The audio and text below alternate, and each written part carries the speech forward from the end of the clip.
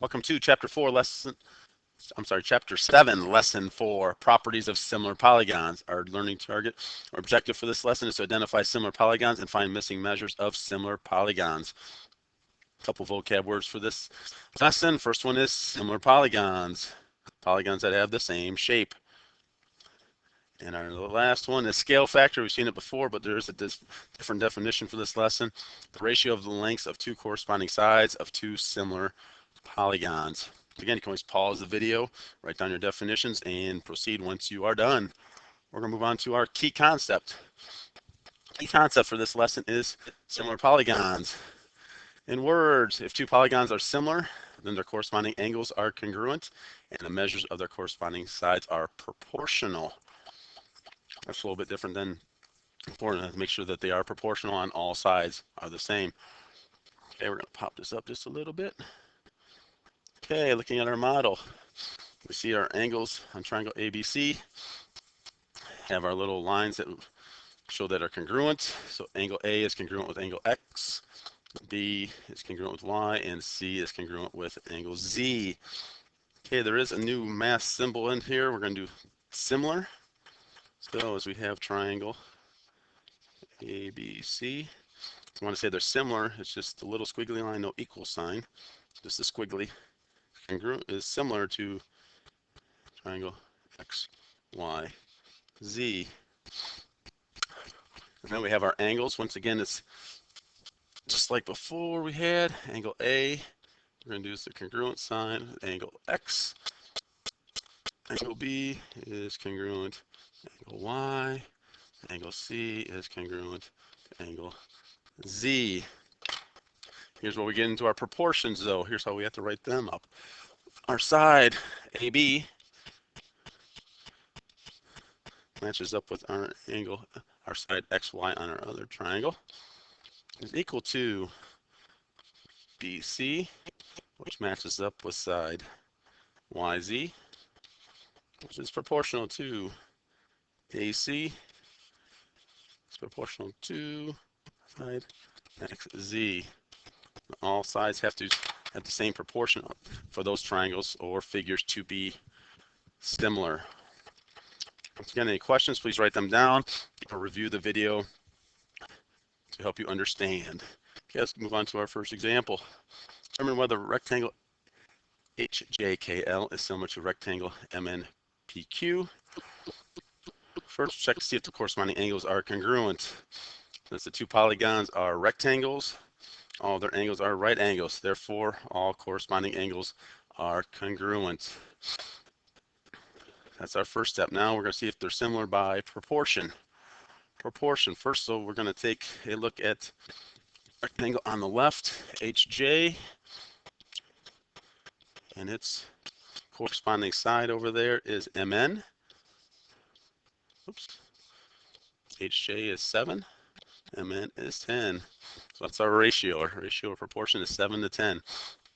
So we're going to take a look now at JK.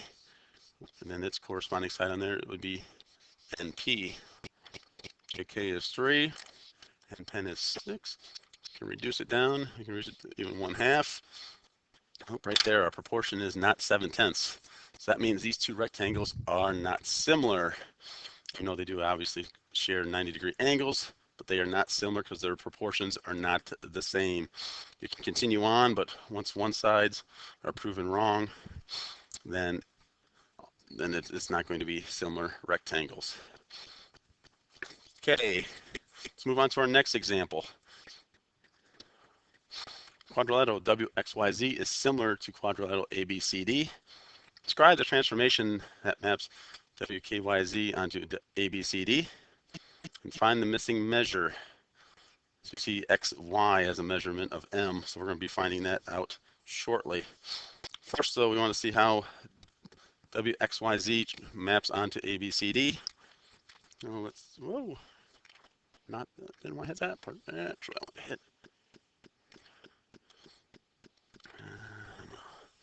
For me.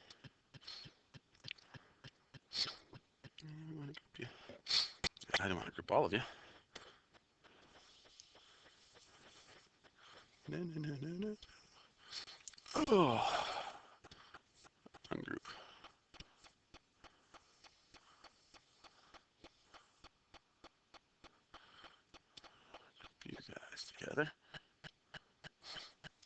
first, transformation that mapped X, Y, Z onto A, B, C, D. First, we would do a translation or a slide.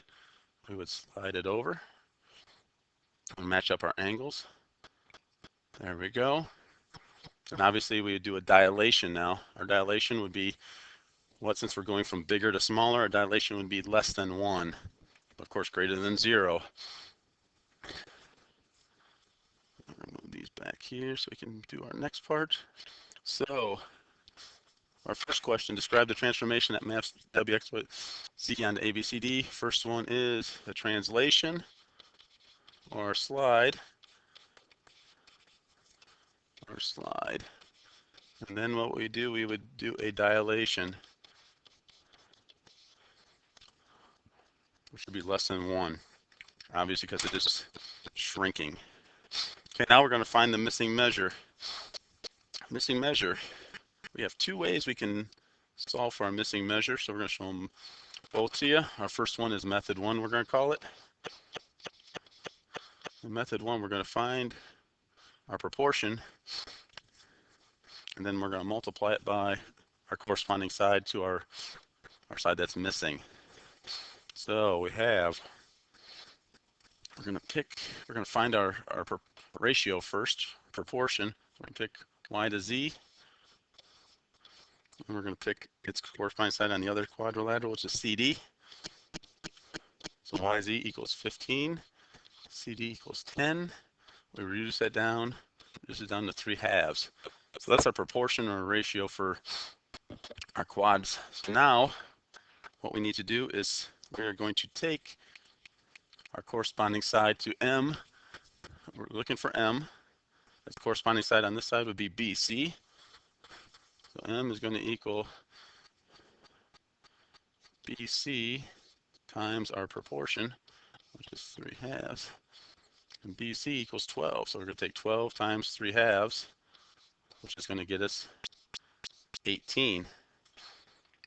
So M is going to equal 18. That's how you do it. You find out what the portion is, find out its corresponding side to the one that's missing, multiply that side by the ratio of proportion, and you'll get your missing side. Okay, we're going to look at our method number 2. Our other way we can solve it. You can choose either one. They're both correct. Give us the right answer. We're going to use proportions or cross multiplying, as some of you. So once again, we're going to have our XY, because that's what we're looking for. And its corresponding side over here, once again, is BC. Now we're just going to pick 2 sides that we do have the measurements for. So we're going to pick YZ.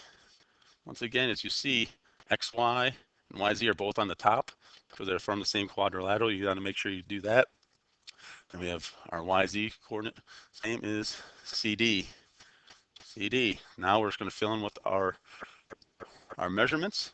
XY we don't know, so it's our M. BC is 12. Our YZ is 15. Our CD is 10. Now we're going to cross multiply and divide.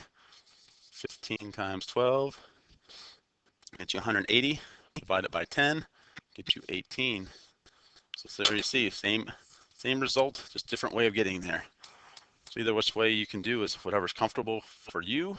If you got any questions, please write them down or review the video. And this concludes lesson number 4.